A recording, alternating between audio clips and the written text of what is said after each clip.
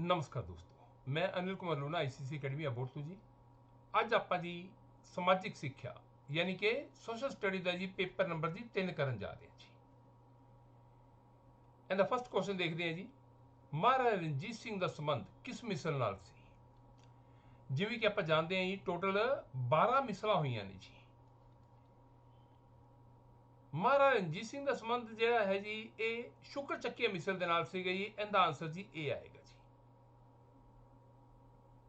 ਜਿਵੇਂ ਕਿ ਆਪਾਂ ਜਾਣਦੇ ਹਾਂ ਜੀ ਸ਼ੁਕਰ ਚੱਕੀਆ ਮਿਸਲ ਦੀ ਸਥਾਪਨਾ ਜੀ ਮਹਾਰਾਜਾ ਰਣਜੀਤ ਸਿੰਘ ਦੇ ਦਾਦਾ ਜੀ ਚੜ੍ਹਤ ਸਿੰਘ ਨੇ ਕੀਤੀ ਸੀ। ਉਹਨਾਂ ਦੀ ਮੌਤ ਤੋਂ ਬਾਅਦ ਇਹਦਾ ਸੰਚਾਲਨ ਜਿਹੜਾ ਹੈ ਜੀ ਮਹਾਰਾਜਾ ਰਣਜੀਤ ਸਿੰਘ ਦੇ ਪਿਤਾ ਜੀ ਮਹਾ ਸਿੰਘ ਨੇ ਕੀਤਾ ਜੀ। ਔਰ ਉਸ ਤੋਂ ਬਾਅਦ ਸ਼ੁਕਰ ਚੱਕੀਆ ਮਿਸਲ ਜੋ ਹੈ ਜੀ ਇਹਨਾਂ ਦੇ ਹੈੱਡ ਕੌਣ ਬਣੇ ਜੀ? ਮਹਾਰਾਜਾ ਰਣਜੀਤ ਸਿੰਘ ਜੀ। ਜਿੱਥੇ ਤੱਕ ਜੀ ਕਨਈਆ ਮਿਸਲ ਦਾ ਸਵਾਲ ਹੈ ਜੀ, ਕਨਈਆ ਮਿਸਲ ਬਾਰੇ ਵੀ ਮੈਂ ਤੁਹਾਨੂੰ ਮਹਾਰਾਜਾ ਰਣਜੀਤ ਸਿੰਘ ਵਾਲੀ ਵੀਡੀਓ ਵਿੱਚ ਦੱਸਿਆ ਸੀਗਾ। ਕਨਈਆ ਮਿਸਲ ਦਾ ਜਿਹੜਾ ਫਾਊਂਡਰ ਸੀਗਾ ਜੀ ਉਹ ਜੈ ਸਿੰਘ ਸੀਗਾ। ਔਰ ਜੈ ਸਿੰਘ ਦਾ ਜਿਹੜਾ ਬੇਟਾ ਸੀਗਾ ਗੁਰਬਖਸ਼ ਸਿੰਘ ਜੀ, ਉਹਦੀ ਬੇਟੀ ਸੀ ਮਹਿਤਾਬ ਕੌਰ, ਜਿਹਦੇ ਨਾਲ ਜੀ ਮਹਾਰਾਜਾ ਰਣਜੀਤ ਸਿੰਘ ਨੇ ਪਹਿਲੀ ਸ਼ਾਦੀ ਕੀਤੀ ਜੀ। ਕੁਐਸਚਨ ਆ ਜਾਂਦਾ ਜੀ ਮਹਾਰਾਜਾ ਰਣਜੀਤ ਸਿੰਘ ਦੀ ਪਹਿਲੀ ਪਤਨੀ ਕੌਣ ਸੀ ਜੀ? ਮਹਿਤਾਬ ਕੌਰ ਜੀ। ਇਹ ਤੁਹਾਨੂੰ ਪਤਾ ਹੀ ਹੈ ਮਹਾਰਾਜਾ ਰਣਜੀਤ ਸਿੰਘ ਦੀ ਜੀ 20 ਸ਼ਾਦੀਆਂ ਹੋਈਆਂ ਸੀ। ਕਈ ਕਿਤਾਬਾਂ ਜੀ 18 ਸ਼ਾਦੀਆਂ ਦੱਸਦੀਆਂ ਹਨ ਜੀ।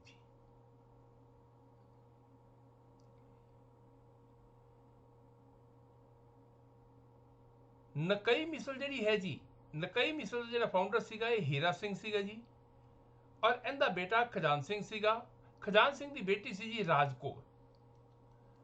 ਮਹਾਰਾਜਾ ਰਣਜੀਤ ਸਿੰਘ ਨੇ ਜੀ ਦੂਸਰੀ ਜਿਹੜੀ ਸ਼ਾਦੀ ਕੀਤੀ ਹੈ ਜੀ ਉਹ ਰਾਜ ਕੌਰ ਨਾਲ ਕੀਤੀ ਹੈ ਜੀ। ਇਹ 1798 ਵਿੱਚ ਮਹਾਰਾਜਾ ਰਣਜੀਤ ਸਿੰਘ ਨੇ ਸ਼ਾਦੀ ਕੀਤੀ ਜੀ। ਰਾਜ ਕੌਰ ਜਿਹੜੀ ਹੈ ਮਹਾਰਾਜਾ ਰਣਜੀਤ ਸਿੰਘ ਦੀ ਦੂਸਰੀ ਪਤਨੀ ਸੀ। ਮਹਿਤਾਬ ਕੌਰ ਦੇ ਨਾਲ ਜੀ ਮਹਾਰਾਜਾ ਰਣਜੀਤ ਸਿੰਘ ਦੀ ਸ਼ਾਦੀ ਕਦੋਂ ਹੋਈ ਸੀ? 1796 ਵਿੱਚ। ਫੁਲਕੀਆ ਮਿਸਲ ਆਪਾਂ ਜੀ ਬਾਅਦ ਚ ਮਿਸਲ ਵਾਲੇ ਟੌਪਿਕ ਦੇ ਵਿੱਚ ਡਿਸਕਸ ਕਰਾਂਗੇ।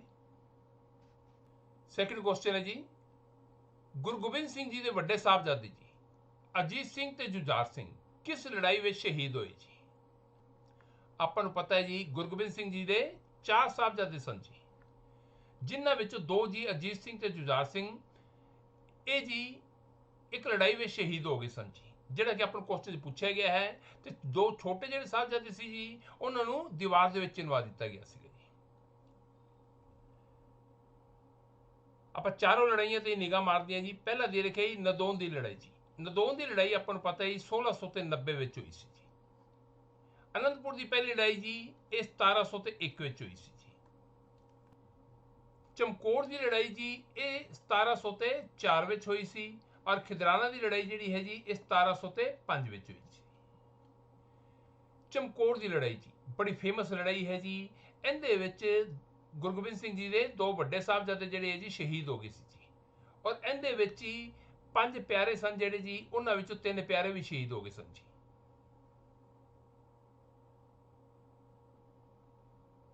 ਖਿਦਰਾਣਾ ਦੀ ਜਿਹੜੀ ਲੜਾਈ ਹੈ ਜੀ ਇਹ ਆਪਾਂ ਜੀ ਬਚਪਨ ਤੋਂ ਪੜ੍ਹਦੇ ਆ ਰਹੇ ਹਾਂ। ਇਹ ਜੀ 40 ਮੁਕਤਿਆਂ ਵਾਲੀ ਲੜਾਈ ਹੈ ਜੀ। ਆਪਾਂ ਪੜ੍ਹਦੇ ਹਾਂ ਗੁਰੂ ਗੋਬਿੰਦ ਸਿੰਘ ਜੀ ਤੇ 40 ਮੁਕਤੇ ਜੀ। 40 ਮੁਕਤਿਆਂ ਦੀ ਲੜਾਈ ਹੈ। ਇਸ ਕਰਕੇ ਜੀ ਜਿਹੜਾ ਖਿਦਰਾਣਾ ਹੈ ਜੀ ਇਹਦਾ ਨਵਾਂ ਨਾਮ ਕੀ ਪੈ ਗਿਆ ਜੀ? ਮੁਕਤਸਰ।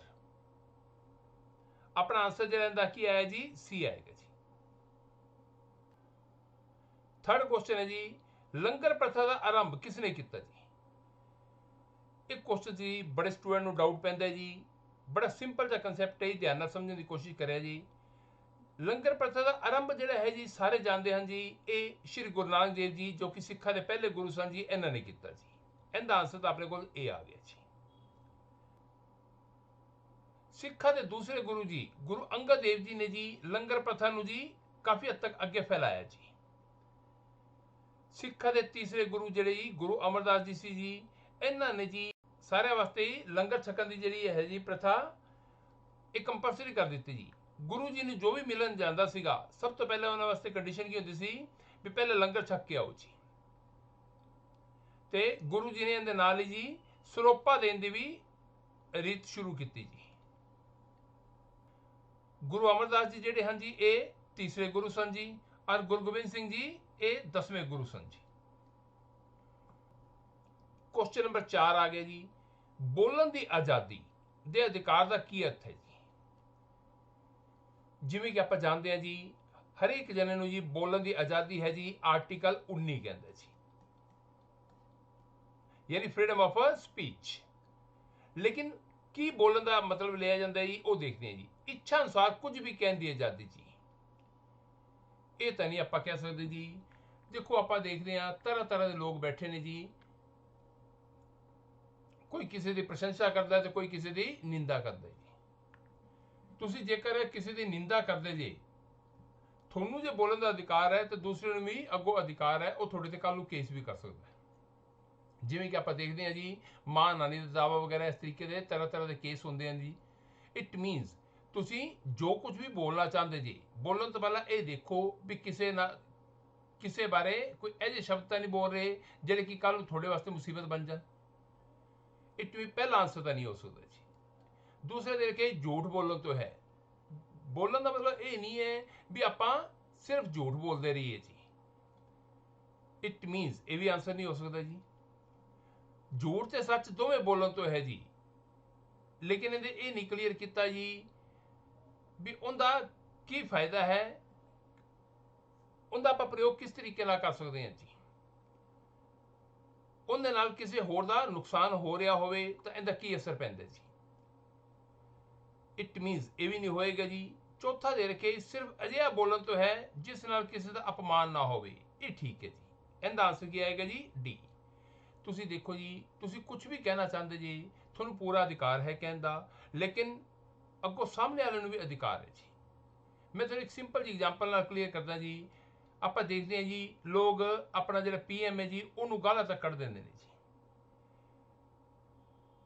ਉਹ ਕਹਿੰਦੇ ਸਾਨੂੰ ਬੋਲਣ ਦੀ ਆਜ਼ਾਦੀ ਹੈ। ਤੁਹਾਨੂੰ ਬੋਲਣ ਦੀ ਆਜ਼ਾਦੀ ਹੈ, ਤੁਸੀਂ ਜੋ ਕਹਿਣਾ ਚਾਹੋ PM ਨੂੰ ਕਹਿ ਸਕਦੇ ਜੇ, ਲੇਕਿਨ ਅੱਗੋਂ PM ਹੈ ਜਾਂ ਫਾਈਨੈਂਸ ਮਿਨਿਸਟਰ ਹੈ ਜਾਂ ਡਿਫੈਂਸ ਮਿਨਿਸਟਰ ਹੈ ਜਾਂ ਕੋਈ ਵੀ ਹੈ, ਉਹਨੂੰ ਵੀ ਅੱਗੋਂ ਅਧਿਕਾਰ ਹੈ, ਉਹ ਤੁਹਾਡੇ ਤੇ ਕੱਲ ਨੂੰ ਕੇਸ ਵੀ ਲਗਾ ਸਕਦੇ ਨੇ ਜੀ। ਕਿਉਂਕਿ ਅਧਿਕਾਰ ਸਿਰਫ ਤੁਹਾਡੇ ਕੋਲ ਨਹੀਂ ਹੈਗੇ, ਅਧਿਕਾਰ ਸਾਰੇ ਕੋਲ ਹੈਗੇ ਨੇ ਜੀ। ਇਸ ਕਰਕੇ ਜੀ ਇਹਦਾ ਆਂਸਰ ਕੀ ਆਏਗਾ ਜੀ? ਡੀ। ਬੋਲਣ ਦਾ ਭਾਵ ਕੀ ਹੈ ਜੀ? ਇਹ ਜਿਹਾ ਬੋਲੋ ਜਿਹਦੇ ਨਾਲ ਜੀ ਕਿਸੇ ਦਾ ਅਪਮਾਨ ਨਾ ਹੋਵੇ ਜੀ। ਕੁਐਸਚਨ ਨੰਬਰ 5 ਹੈ ਜੀ, ਰੁੜਕੇਲਾ ਵਿੱਚ ਲੋਹਾ ਇਸਪਾਤ ਉਦਯੋਗ ਦੀ ਸਥਾਪਨਾ ਕਿਸ ਦੇ ਸਹਿਯੋਗ ਨਾਲ ਕੀਤੀ ਗਈ ਜੀ? ਆਪਾਂ ਨੂੰ ਪਤਾ ਜੀ, ਆਪਣੇ ਦੇਸ਼ ਦੇ ਵਿੱਚ ਜਿਹੜਾ ਲੋਹਾ ਇਸਪਾਤ ਉਦਯੋਗ ਲੱਗਿਆ ਜੀ, ਜਿਹਨੂੰ ਆਪਾਂ ਆਇਰਨ ਐਂਡ ਸਟੀਲ ਇੰਡਸਟਰੀ ਕਹਿ ਦਿੰਦੇ ਹਾਂ ਜੀ, ਇਹ ਵੱਖ-ਵੱਖ ਮੁਲਕਾਂ ਦੇ ਸਹਿਯੋਗ ਦੇ ਨਾਲ ਇਹਦੀ ਸ਼ੁਰੂਆਤ ਕੀਤੀ ਗਈ ਸੀ। ਰੁੜਕੇਲਾ ਪਲਾਂਟ ਜਿਹੜਾ ਹੈ ਜੀ, ਇਹ ਜਰਮਨੀ ਦੇ ਸਹਿਯੋਗ ਦੇ ਨਾਲ ਲਗਾਇਆ ਗਿਆ ਸੀ। ਇਹਦਾ ਆਂਸਰ ਕੀ ਆਏਗਾ ਜੀ? ਸੀ। ਬ੍ਰਿਟੇਨ ਦੀ ਮਦਦ ਨਾਲ ਜੀ Durgapur iron and steel industry ਜਿਹੜੀ ਹੈ ਜੀ, ਉਹ ਲਗਾਈ ਗਈ ਸੀ। ਔਰ ਸੋਵੀਅਤ ਰੂਸ ਜਾਂ ਕੱਲਾ ਰੂਸ ਕਹਿ ਸਕਦੇ ਜੀ, ਇਹਦੀ ਮਦਦ ਨਾਲ ਜੀ 2 ਪਲਾਂਟ ਲਗਾਏ ਗਏ ਸਨ ਜੀ। ਇੱਕ ਨੂੰ ਆਪਾਂ ਕਹਿ ਦਿੰਦੇ ਜੀ ਬੋਕੈਰੋ ਸਟੀਲ ਪਲਾਂਟ ਜੀ, ਔਰ ਦੂਸਰੇ ਨੂੰ ਕਹਿ ਦਿੰਦੇ ਜੀ ਭਿਲਾਈ ਸਟੀਲ ਪਲਾਂਟ ਜੀ।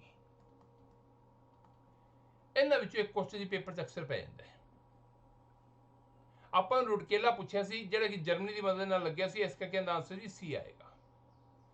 ਛਠਾ ਕੁਐਸਚਨ ਦੇਖ ਰਹੇ ਹਾਂ ਜੀ, ਜੈ ਜਵਾਨ ਜੈ ਕਿਸਾਨ, ਇਹ ਨਾਰਾ ਜਿਹੜਾ ਹੈ ਜੀ ਕਿਸਨੇ ਦਿੱਤਾ ਜੀ? ਬੜਾ ਫੇਮਸ ਨਾਰਾ ਹੈ ਜੀ, ਆਪਾਂ ਨੂੰ ਪਤਾ ਹੈ ਜੀ 65-66 ਦੇ ਵਿੱਚ ਇਹ ਨਾਰਾ ਬੜਾ ਫੇਮਸ ਹੋਇਆ ਸੀਗਾ। ਇਹ ਨਾਰਾ ਦਿੱਤਾ ਸੀਗਾ ਜੀ ਸ਼੍ਰੀ ਲਾਲ ਬਹਾਦਰ ਸ਼ਾਸਤਰੀ ਜੀ ਨੇ।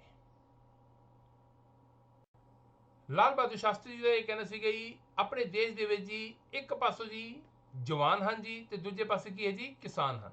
ਦੋਵਾਂ ਦੀ ਜੀ ਅਲੱਗ-ਅਲੱਗ ਅਹਿਮੀਅਤ ਹੈ ਜੀ। ਇਹ ਉਦੋਂ ਦੀ ਗੱਲ ਹੀ ਹੈ ਜੀ, ਲਾਲ ਬਹਾਦਰ ਸ਼ਾਸਤਰੀ ਜੀ ਨਾਲ ਮੁਲਾਕਾਤ ਹੋਈ ਜੀ ਮਨੋਜ ਕੁਮਾਰ ਜੀ ਫਿਲਮ ਐਕਟਰ ਨੇ, ਔਰ ਲਾਲ ਬਹਾਦਰ ਸ਼ਾਸਤਰੀ ਜੀ ਨੇ ਮਨੋਜ ਕੁਮਾਰ ਨੂੰ ਇਸ ਚੀਜ਼ ਬਾਰੇ ਦੱਸਿਆ ਤੇ ਮਨੋਜ ਕੁਮਾਰ ਨੇ ਜੀ ਉਹਦੇ ਉੱਪਰ ਇੱਕ ਫਿਲਮ ਬਣਾਈ ਸੀ ਜੀ ਉਪਕਾਰ। ਫਿਲਮ ਦੇਖੀ ਹੋਵੇ ਤਾਂ ਬਹੁਤ ਵਧੀਆ ਜੀ, ਨਹੀਂ ਤਾਂ ਇਹਦਾ ਗਾਣਾ ਜ਼ਰੂਰ ਸੁਣਿਆ ਹੋਏਗਾ ਜੀ, ਮੇਰੇ ਦੇਸ਼ ਕੀ ਧਰਤੀ ਸੋਨਾ ਉਗਲੇ ਜੀ। ਇਹ ਜੀ ਜਵਾਨ ਤੇ ਕਿਸਾਨ ਦੇ ਉੱਪਰ ਬਣੀ ਮੂਵੀ ਹੈ ਜੀ। ਔਰ ਇਹ ਨਾਰਾ ਜਿਹੜਾ ਹੈਗਾ ਜੀ, ਬਾਅਦ ਚ ਅਟਲ ਬਿਹਾਰੀ ਵਾਜਪੇਈ ਜੀ ਨੇ ਇਹਨੂੰ ਵਧਾਇਆ ਸੀਗਾ ਜੀ। ਉਹਨਾਂ ਨੇ ਕੀ ਕਿਹਾ ਸੀ? ਜੈ ਜਵਾਨ ਜੈ ਕਿਸਾਨ ਜੈ ਵਿਗਿਆਨ। ਉਹਨਾਂ ਨੇ ਨਾਲ ਵਰਡ ਹੋਰ ਕੀ ਜੋੜ ਦਿੱਤਾ ਜੀ? ਜੈ ਵਿਗਿਆਨ। ਜਵਾਹਰ ਲਾਲ ਨਹਿਰੂ ਨੇ ਕਿਹੜਾ ਨਾਰਾ ਦਿੱਤਾ ਸੀਗਾ ਜੀ? ਆਰਾਮ ਹਰਾਮ ਹੈ। ਇੰਦਰਾ ਗਾਂਧੀ ਦਾ ਨਾਰਾ ਕਿਹੜਾ ਸੀਗਾ ਜੀ? ਗਰੀਬੀ ਹਟਾਓ। इंदिरा गांधी का एक नारा सीगा जी गरीबी हटाओ और दूसरा नारा सीगा जी बातें कम काम ज्यादा। महात्मा गांधी ने की नारा दिता सीगा जी करो या मरो, डू और डाई। पेपर दे विच अक्सर एक नारा आ जांदा हुंदा जी। क्वेश्चन नंबर 7 देख रहे हैं जी, सौर परिवार ਦਾ सब तो छोटा ग्रह ਕਿਹੜਾ है जी। सौर परिवार जी ਜਿਹਨੂੰ ਆਪਾਂ ਜੀ सोलर सिस्टम कह ਦਿੰਦੇ ਹਾਂ जी। अपना ਜਿਹੜਾ सोलर सिस्टम ਹੈਗਾ जी ਉਹਦੇ ਵਿੱਚ 8 ਗ੍ਰਹਿ ਹਨ ਜੀ। ਇਹ ਜੀ ਤੁਹਾਨੂੰ ਵੱਖ-ਵੱਖ ਤਰੀਕੇ ਨਾਲ ਪੁੱਛ ਲੈਂਦਾ। ਇੱਕ ਤਾਂ ਸੂਰਜ ਦੇ ਸਭ ਤੋਂ ਨੇੜੇ ਪੁੱਛ ਲੈਂਦੇ। ਸੂਰਜ ਤੋਂ ਸਭ ਤੋਂ ਨੇੜੇ ਕਿਹੜਾ ਹੈਗਾ ਜੀ, ਬੁੱਧ ਗ੍ਰਹਿ ਜਿਹਨੂੰ ਆਪਾਂ ਮਰਕਰੀ ਕਹਿ ਦਿੰਦੇ ਹਾਂ ਜੀ। ਸੌਰ ਪਰਿਵਾਰ ਦਾ ਸਭ ਤੋਂ ਛੋਟਾ ਗ੍ਰਹਿ ਪੁੱਛਿਆ ਜੀ, ਇਹਨੂੰ ਯਾਦ ਕਰਨ ਦਾ ਜੀ ਬੜਾ ਸੌਖਾ ਤਰੀਕਾ ਹੈ ਜੀ, men make Venus jump। ਇਹਦੇ ਨਾਲ ਜੀ ਤੁਹਾਨੂੰ ਸਾਰੇ ਯਾਦ ਹੋ ਜਾਣਗੇ ਜੀ। ਪੇਪਰ ਦੇ ਵਿੱਚ ਕੁਝ ਵੀ ਪੁੱਛ ਲਿਆ ਜਾਵੇ ਤੁਸੀਂ ਦੱਸ ਸਕਦੇ ਜੀ। ਇਹ ਜੀ ਲਾਈਨ ਯਾਦ ਕਰ ਲੋਗੇ। ਇਹਦੇ ਨਾਲ ਜੀ ਛੋਟੇ ਤੋਂ ਵੱਡੇ ਦੇ ਅਕੋਰਡਿੰਗ ਤੁਸੀਂ ਸਾਰੇ ਦੱਸ ਸਕਦੇ ਜੀ। ਮੈਨ, ਐਮ ਫॉर ਜੀ ਮਰਕਰੀ। ਮਰਕਰੀ ਜਿਹਨੂੰ ਆਪਾਂ ਕਹਿੰਦੇ ਨੇ ਜੀ ਬੁੱਧ ਗ੍ਰਹਿ ਜੀ। ਆਪਾਂ ਨੂੰ ਇਹ ਪੁੱਛੇ ਸਭ ਤੋਂ ਛੋਟਾ, ਇਹਦਾ ਆਨਸਰ ਤਾਂ ਜੀ ਡੀ ਆ ਗਿਆ। ਅੱਗੋਂ ਆ ਗਈ ਮੇਕ, ਐਮ ਫॉर ਜੀ ਮਾਰਸ। ਮਾਰਸ ਜੀ ਜਿਹਨੂੰ ਆਪਾਂ ਜੀ ਮੰਗਲ ਗ੍ਰਹਿ ਕਹਿੰਦੇ ਨੇ ਜੀ।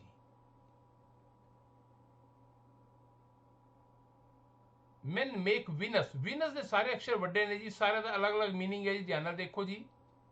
Venus, V for ji V for Venus, E for Earth, N for Neptune, U for Uranus, S for Saturn। और jump, J for Jupiter। It means सब तो ਵੱਡਾ ਜਿਹੜਾ ਗ੍ਰਹਿ ਹੈ ਉਹ ਕਿਹੜਾ ਹੈ ਜੀ, ਜੁਪੀਟਰ ਹੈ ਜੀ। ਜਿਹੜਾ ਸ਼ੁੱਕਰ ਹੈ ਜੀ ਇਹਨੂੰ ਆਪਾਂ ਵੀਨਸ ਗ੍ਰਹਿ ਕਹਿ ਦਿੰਦੇ ਜੀ। ਮੰਗਲ ਕਿਹੜਾ ਹੋ ਗਿਆ ਜੀ, ਮਾਰਸ। ਇਹਦੇ ਵਿੱਚ ਜੀ ਇੱਕ ਗੱਲ ਧਿਆਨ ਰੱਖਣ ਵਾਲੀ ਹੈ, ਉਹ ਕੀ ਹੈ ਜੀ, ਜੇ ਤੁਹਾਨੂੰ ਪੁੱਛਣਾ ਸਭ ਤੋਂ ਵੱਡਾ ਗ੍ਰਹਿ ਜੀ, ਸਭ ਤੋਂ ਵੱਡਾ ਗ੍ਰਹਿ ਜੀ ਆਪਾਂ ਨੂੰ ਪਤਾ ਹੈ ਜੀ ਜੁਪੀਟਰ ਹੈ ਜੀ। ਦੂਜਾ ਵੱਡਾ ਗ੍ਰਹਿ ਸ਼ਨੀ ਹੈ ਜੀ, ਇਹ ਪਿੱਛੋਂ ਚੱਲਣਾ ਜੀ। ਧਰਤੀ ਬਾਰੇ ਪੁੱਛ ਲੈਂਦੇ, ਧਰਤੀ ਕਿੰਨਾ ਵੱਡਾ ਗ੍ਰਹਿ ਹੈ, ਅਰਥ। ਅਰਥ ਜਿਹੜੀ ਹੈ ਜੀ it is the 5th largest planet ਜੀ। ਜਦੋਂ ਵੱਡਾ ਪੁੱਛਦਾ ਪਿੱਛੋਂ ਕਾਊਂਟ ਕਰਨਾ ਹੈ ਜੀ। ਜੁਪੀਟਰ ਪਹਿਲਾ ਹੋ ਗਿਆ, ਸੈਟਰਨ ਦੂਸਰਾ ਹੋ ਗਿਆ, ਯੂਰੇਨਸ ਤੀਸਰਾ, ਨੈਪਚੂਨ ਚੌਥਾ ਤੇ ਅਰਥ ਪੰਜਵਾਂ ਜੀ। ਜੇ ਛੋਟਾ ਪੁੱਛਿਆ ਹੋਵੇ ਤਾਂ ਫਿਰ ਅੱਗੋਂ ਕਾਊਂਟ ਕਰਨਾ ਜੀ। क्वेश्चन नंबर 8 देख रहे हैं जी, ग्राम सभा के संबंध में जी जो सही है वो दसो जी। ग्राम सभा जिवें कि आपां पढ़िया जी, पिंडां दे विच जी पंचायत हुंदी है। पंचायत हुंदी है ते उहदे इलैक्शन भी हुंदे ने जी, ते उहदे वास्ते ग्राम सभा बड़ी इंपोर्टेंट है जी। जिंदी भी उम्र जी 18 साल हो गई है वो जी ग्राम सभा का मैंबर हुंदा है। इट मीनस ग्राम सभा की है एक आम सभा है। बिल्कुल ठीक है जी। 18 साल की उम्र प्राप्त कर चुका जी ग्राम सभा प्राप्त कर चुका जी। 18 साल की उम्र प्राप्त कर चुका ग्राम का हरेक नागरिक जी इसका मैंबर होता है जी। ये भी बिल्कुल ठीक है जी। एक ग्राम प्रधान की चोन करती है, ये भी ठीक है जी। इट मीनस उपरोक्त सारे जी। इनका आंसर क्या आएगा जी, डी। क्वेश्चन नंबर 9 है जी, महात्मा बुद्ध का जन्म कित्थे होया जी। महात्मा बुद्ध का जन्म जी लुंबनी में होया सीगा जी। कदों होया सीगा जी, 567 BC। इनकी 3 डेटा अपने को अवेलेबल ने जी, और किताबां तीनों ही चलदियां ने जी, 566 BC ते 563 BC। पेपर जो चॉइस वेख लेनी है उनके अकॉर्डिंगली आपां करांगे जी। महात्मा बुद्ध का जन्म पूछा जी, जन्म होया जी लुंबनी दे विच। लुंबनी कित्थे पैंदा जी, लुंबनी पैंदा जी कपिलवस्तु दे विच। और कपिलवस्तु कित्थे पैंदा जी, नेपाल दे विच। पेपर में जो चॉइस दी हो जी, नेपाल दिता तो नेपाल आ जाएगा, कपिलवस्तु दिता है कपिलवस्तु आ जाएगा, लुंबिनी दिता तो लुंबिनी आ जाएगा जी। लुंबिनी का जी नाम बदल चुके हैं, इनका नवा नाम की है जी बिनला। बाकी भी आप आंसर से निगाह मार लेंगे जी। पहला आंसर दे रखा जी कुंडग्राम। कुंडग्राम दे विच आपां नूं पता जी महावीर स्वामी का जन्म होया सीगा जी, जैन धर्म के फाउंडर जी। बैथलेहम, बैथलेहम जिहड़ा हैगा जी इत्थे जन्म होया सीगे जीसस क्राइस्ट दा।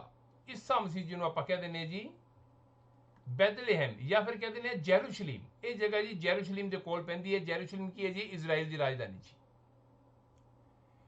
कुशीनगर जी, कुशीनगर वो जगह जी जिथे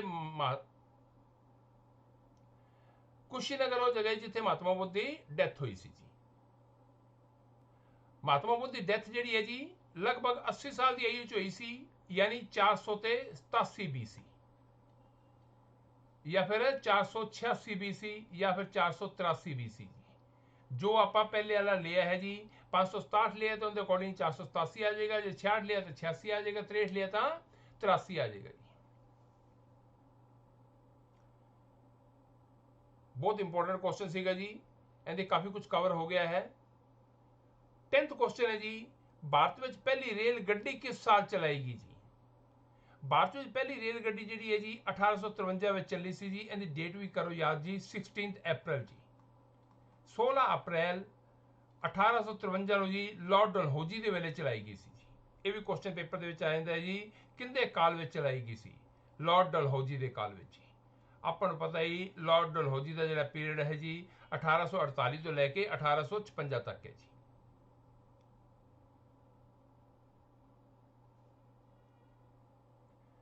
ਜਿਹੜੀ ਪਹਿਲੀ ਰੇਲ ਹੈ ਜੀ ਇਹ ਕਿੱਥੋਂ ਤੋਂ ਕਿੱਥੇ ਤੱਕ ਚੱਲੀ ਸੀ ਜੀ? ਇਹ ਬੰਬੇ ਟੂ ਥਾਣੇ ਚੱਲੀ ਸੀ ਜੀ।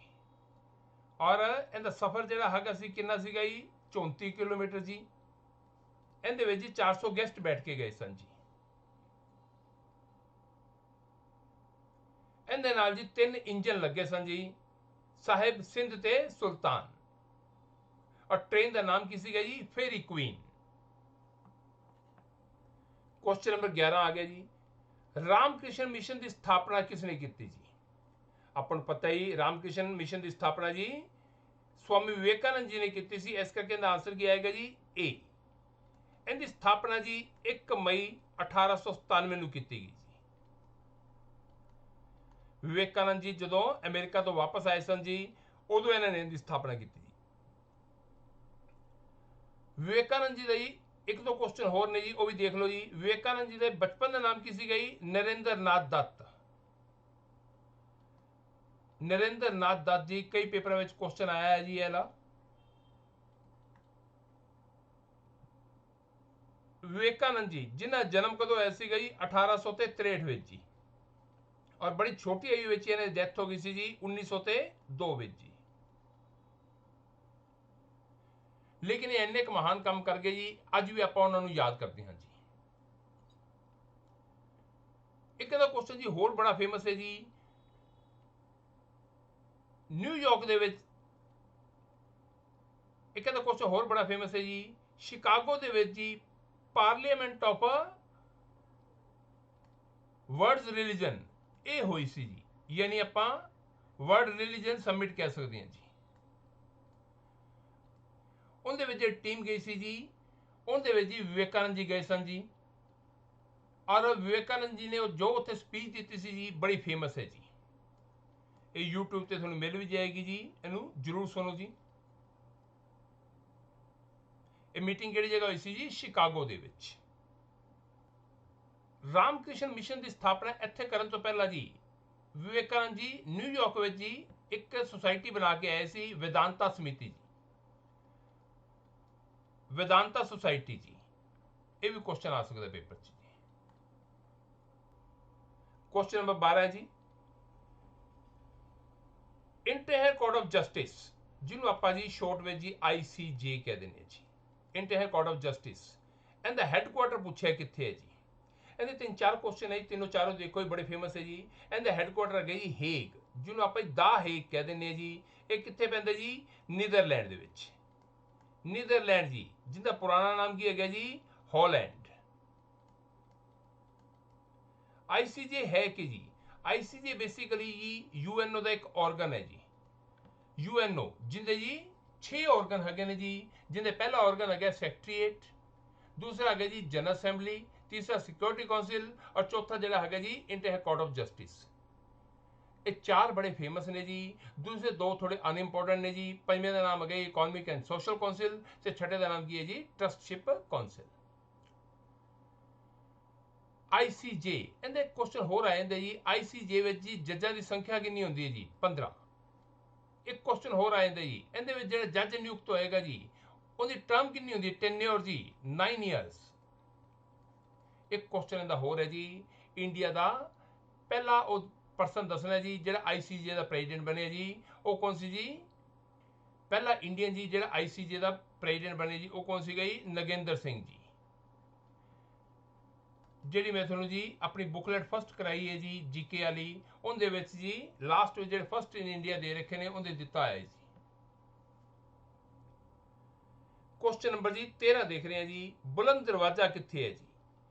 बुलंद दरवाजा ਜਿਹੜਾ ਹੈ ਜੀ ਫਤਿਹਪੁਰ ਸਿਕਰੀ ਦੇ ਵਿੱਚ ਹੈ ਜੀ। ਇਹਦਾ ਆਨਸਰ ਸੀ ਆਏਗਾ ਜੀ। ਅਕਬਰ ਨੇ ਜੀ ਜਦੋਂ ਗੁਜਰਾਤ ਦੇ ਉੱਤੇ ਵਿਜੇ ਪਾਈ ਸੀ, ਉਸ ਤੋਂ ਬਾਅਦ ਜੀ ਫਤਿਹਪੁਰ ਸਿਕਰੀ ਦੇ ਵਿੱਚ ਜੀ ਅਕਬਰ ਨੇ ਬੁਲੰਦ ਦਰਵਾਜ਼ਾ ਬਣਾਇਆ ਸੀ। ਬੜਾ ਫੇਮਸ ਕੁਐਸਚਨ ਇਹ ਆ ਜਾਂਦਾ ਜੀ, ਕਿਹਦੇ ਦੇ ਵਿਜੇ ਪਾਉਣ ਤੋਂ ਬਾਅਦ ਜੀ ਫਤਿਹਪੁਰ ਸਿਕਰੀ ਵਿੱਚ ਬੁਲੰਦ ਦਰਵਾਜ਼ੇ ਦੀ ਸਥਾਪਨਾ ਕੀਤੀ ਗਈ ਜੀ।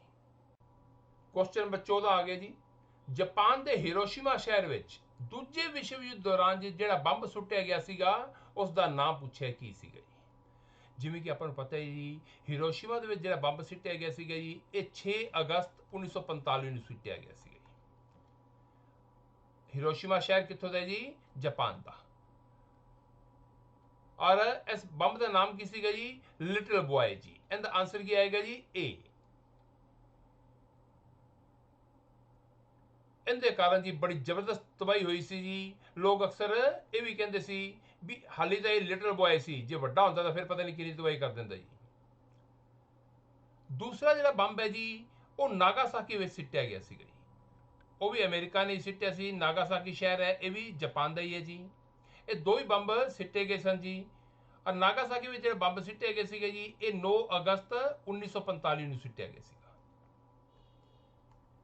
ਇਹਦਾ ਕੀ ਨਾਮ ਸੀਗਾ ਜੀ? ਫੈਟ ਮੈਨ। ਪਹਿਲੇ ਦਾ ਨਾਮ ਸੀਗਾ ਲਿਟਲ ਬॉय ਔਰ ਦੂਸਰੇ ਦਾ ਨਾਮ ਕੀ ਸੀਗਾ ਜੀ? ਫੈਟ ਮੈਨ। क्वेश्चन नंबर 15 देख रहे हैं जी, यूरोप का बीमार व्यक्ति किस देश ਨੂੰ ਆਖਿਆ ਜਾਂਦਾ ਹੈ ਜੀ? ਯਾਨੀ sick man of Europe. Sick man of Europe ਕਿਹਨੂੰ ਕਹਿੰਦੇ ਨੇ? ਤੁਰਕੀ ਨੂੰ ਜੀ। ਤੁਰਕੀ ਕਹਿ ਲਓ ਜੀ, ਤੁਰਕੀ ਕਹਿ ਲਓ ਜੀ। ਤੁਰਕੀ ਇੱਕ ਐਜਾ ਕੰਟਰੀ ਹੈ ਜੀ ਜਿਹੜਾ ਕਿਸੇ ਨਾ ਕਿਸੇ ਸਮੱਸਿਆ ਵਿੱਚ ਹਮੇਸ਼ਾ ਘਿਰਿਆ ਹੀ ਰਹਿੰਦਾ ਸੀ, ਇਸ ਕਰਕੇ ਇਹਨੂੰ ਉਪਾਧੀ ਮਿਲ ਗਈ ਜੀ ਸਿਕ ਮੈਨ ਆਫ ਯੂਰਪ। रोम ਨੂੰ ਕੀ ਕਿਹਾ ਜਾਂਦਾ ਜੀ? 7 पहाड़ियों का देश जी, सिटी ऑफ 7 हिल्स, 7 पहाड़ियों का देश, सिटी ऑफ 7 हिल्स जी। फ्रांस ਨੂੰ ਕੀ ਕਹਿੰਦੇ ਨੇ ਜੀ? सुरा और सुंदरियों का देश जी। और नॉर्वे ਨੂੰ ਕੀ ਕਿਹਾ ਗਿਆ ਜੀ? लैंड ऑफ द मिडनाइट सन जी। ਇਹ ਉਹ ਜਗ੍ਹਾ ਹੈ ਜੀ ਜਿੱਥੇ ਬਾਰੇ ਕਿਹਾ ਜਾਂਦਾ ਹੈ ਇੱਥੇ 6 ਮਹੀਨੇ ਦਿਨ ਰਹਿੰਦੇ ਜੀ ਔਰ 6 ਮਹੀਨੇ ਰਾਤ ਰਹਿੰਦੀ ਹੈ ਜੀ। Land of the midnight sun. Question number 16 जी, ਦੱਖਣੀ ਗੋਲਾਰਧ ਵਿੱਚ ਸਭ ਤੋਂ ਲੰਬਾ ਦਿਨ ਕਿਹੜਾ ਹੈ ਜੀ? ਦੇਖੋ ਜੀ ਆਪਾਂ ਨੂੰ ਪਤਾ ਹੈ ਆ ਗਲੋਬ ਹੈ ਜੀ, ਔਰ ਗਲੋਬ ਦੇ ਸੈਂਟਰ ਵਿੱਚ ਜਿਹੜੀ ਰੇਖਾ ਜੀ ਦੋ ਬਰਾਬਰ ਹਿੱਸੇ ਵੰਡਦੀ ਹੈ ਜੀ, ਉਹਨੂੰ ਆਪਾਂ ਇਕੁਏਟਰ ਕਹਿ ਦਿੰਦੇ ਆ। ਉੱਪਰਲਾ ਹਿੱਸਾ ਜਿਹੜਾ ਹੈਗਾ ਜੀ, ਇਹਨੂੰ ਆਪਾਂ ਕਹਿੰਦੇ ਨੇ ਨਾਰਦਰਨ ਹੈਮੀਸਫੀਅਰ ਯਾਨੀ ਉੱਤਰੀ ਗੋਲਾਰਧ। ਥੱਲੇ ਵਾਲਾ ਹਿੱਸਾ ਜਿਹੜਾ ਹੈਗਾ ਜੀ, ਇਹਨੂੰ ਆਪਾਂ ਕਹਿੰਦੇ ਨੇ ਸਦਰਨ ਹੈਮੀਸਫੀਅਰ ਯਾਨੀ ਕਿ ਦੱਖਣੀ ਗੋਲਾਰਧ। ਦੇਖੋ ਜੀ ਤੁਸੀਂ ਪੜ੍ਹਿਆ ਹੋਣਾ ਹੈ ਸਭ ਤੋਂ ਵੱਡਾ ਦਿਨ ਜਿਹੜਾ ਹੈ ਜੀ 21 ਜੂਨ ਪੜ੍ਹਿਆ ਹੋਣਾ ਹੈ ਜੀ। 21 ਜੂਨ ਜਿਹੜਾ ਹੈਗਾ ਜੀ ਨੋ ਡਾਊਟ ਸਭ ਤੋਂ ਵੱਡਾ ਦਿਨ ਹੈ, ਲੇਕਿਨ ਉਹ ਉੱਤਰੀ ਗੋਲਾਰਧ ਦੇ ਵਿੱਚ ਸਭ ਤੋਂ ਵੱਡਾ ਦਿਨ ਹੈ ਜੀ। ਦੁਨੀਆ ਦੀ ਜੀ 90% ਆਬਾਦੀ ਜਿਹੜੀ ਹੈ ਜੀ ਉਹ ਉੱਤਰੀ ਗੋਲਾਰਧ ਦੇ ਵਿੱਚ ਰਹਿੰਦੀ ਹੈ, ਇਸ ਕਰਕੇ ਆਪਾਂ ਜਿੰਨਾ ਵੀ ਡਾਟਾ ਪੜ੍ਹਦੇ ਹਾਂ ਜੀ ਉਹ ਉੱਤਰੀ ਗੋਲਾਰਧ ਦਾ ਹੀ ਪੜ੍ਹਦੇ ਹਾਂ। 22 ਦਸੰਬਰ ਆਪਾਂ ਜਿਹੜਾ ਛੋਟਾ ਦਿਨ ਪੜ੍ਹਦੇ ਹਾਂ ਜੀ, ਇਹ ਵੀ ਆਪਾਂ ਉੱਤਰੀ ਗੋਲਾਰਧ ਦਾ ਹੀ ਪੜ੍ਹਦੇ ਹਾਂ ਜੀ। 21 ਮਾਰਚ ਤੇ 23 ਸਤੰਬਰ ਜੀ ਇਹ ਦੋਵੇਂ ਦਿਨ ਜੀ ਦਿਨ ਰਾਤ ਬਰਾਬਰ ਹੁੰਦੇ ਨੇ ਜੀ। ਜਿੱਥੇ ਤੱਕ ਦੱਖਣੀ ਗੋਲਾਰਧ ਦਾ ਸੰਬੰਧ ਹੈ ਜੀ, ਇੱਥੇ ਉਲਟ ਕੰਮ ਚੱਲਦਾ ਹੈ ਜੀ। ਯਾਨੀ ਉੱਪਰਲੇ ਹਿੱਸੇ ਵਿੱਚ ਜੇਕਰ ਗਰਮੀ ਹੋਏਗੀ ਤਾਂ ਨਿਚਲੇ ਹਿੱਸੇ ਸਰਦੀ ਹੋਏਗੀ, ਉੱਪਰਲੇ ਹਿੱਸੇ ਜੇਕਰ ਸਰਦੀ ਹੋਏਗੀ ਤਾਂ ਨਿਚਲੇ ਹਿੱਸੇ ਵਿੱਚ ਜੀ ਗਰਮੀ ਹੋਏਗੀ। ਇਟ ਮੀਨਸ ਦੱਖਣੀ ਗੋਲਾਰਧ ਦੇ ਵਿੱਚ ਸਭ ਤੋਂ ਲੰਬਾ ਦਿਨ ਕਿਹੜਾ ਹੋਏਗਾ ਜੀ? 22 ਦਸੰਬਰ ਜੀ।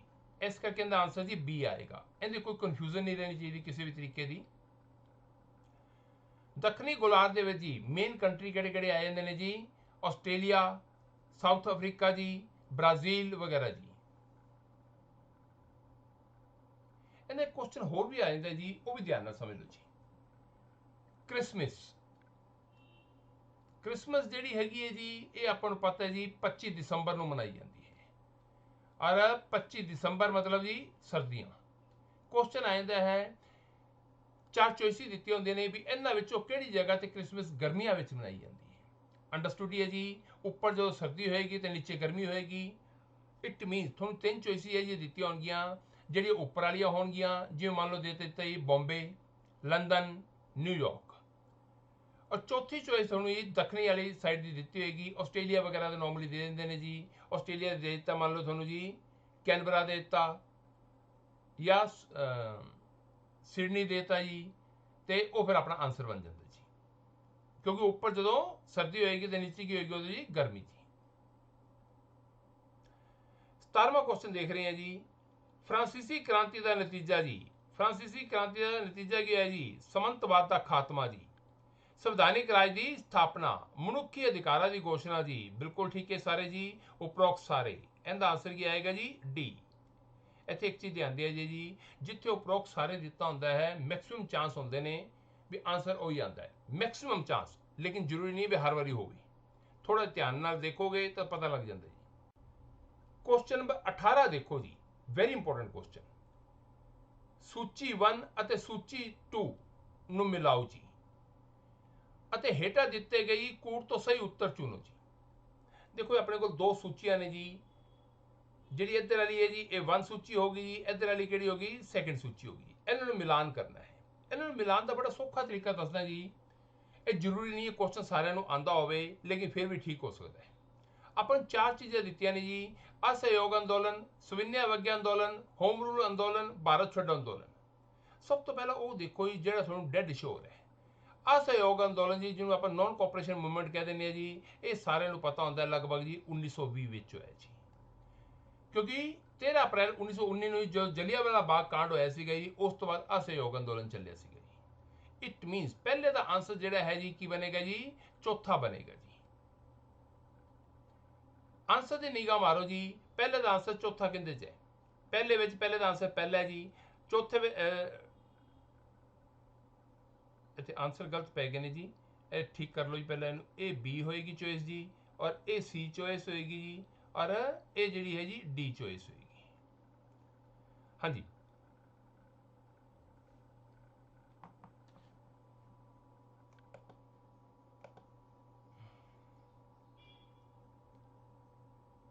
ਆਪਾਂ ਦੇਖਦੇ ਪਏ ਜੀ, ਏ ਦੇ ਅੱਗੇ ਏਕਾ ਲਿਖਿਆ ਹੈ ਜੀ, ਇਟ ਮੀਨਸ ਪਹਿਲਾ ਦਾ ਆਨਸਰ ਰਿਜੈਕਟਡ ਹੋ ਗਿਆ। ਇੱਥੇ ਸੀ ਵਿੱਚ ਕੀ ਦਿੱਤੇ? ਏ ਦੇ ਅੱਗੇ ਤੀਆ ਲਿਖਿਆ ਜੀ, ਇਹ ਵੀ ਆਨਸਰ ਰਿਜੈਕਟਡ ਹੋ ਗਿਆ ਜੀ। ਇੱਥੇ ਜੀ ਏ ਦੇ ਅੱਗੇ ਚੌਕਾ ਲਿਖਿਆ ਹੈ, ਚੌਥੇ ਆਨਸਰ 'ਚ ਵੀ ਏ ਦੇ ਅੱਗੇ ਚੌਕਾ ਲਿਖਿਆ ਹੈ। ਇਟ ਮੀਨਸ ਆ ਦੋਵਾਂ ਵਿੱਚੋਂ ਇੱਕ ਆਨਸਰ ਹੈ ਜੀ। ਜੇ ਮੰਨ ਲਓ ਇੱਕ ਵਿੱਚ ਹੀ ਹੁੰਦਾ, ਬਾਕੀ ਤਿੰਨ ਨਹੀਂ ਵੀ ਆਉਂਦੇ ਸੀ, ਤਾਂ ਵੀ ਆਪਣਾ ਕੰਮ ਸਰਦਾ ਸੀਗਾ ਜੀ। ਚਲੋ ਜੀ ਆਪਾਂ ਹੋਰ ਦੇਖਦੇ ਹਾਂ।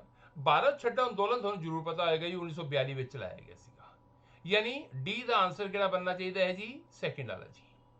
ਡੀ ਦੇ ਵਿੱਚ 2 ਜਿਹੜਾ ਹੈਗਾ ਜੀ ਬੀ ਵਿੱਚ ਦੇ ਰੱਖਿਆ, ਇਟ ਮੀਨਸ ਇਹਦਾ ਆਨਸਰ ਕਿਹੜਾ ਆਏਗਾ ਜੀ? ਬੀ। ਚੈੱਕ ਕਰ ਸਕਦੇ ਹਾਂ ਬਾਕੀ ਜੀ।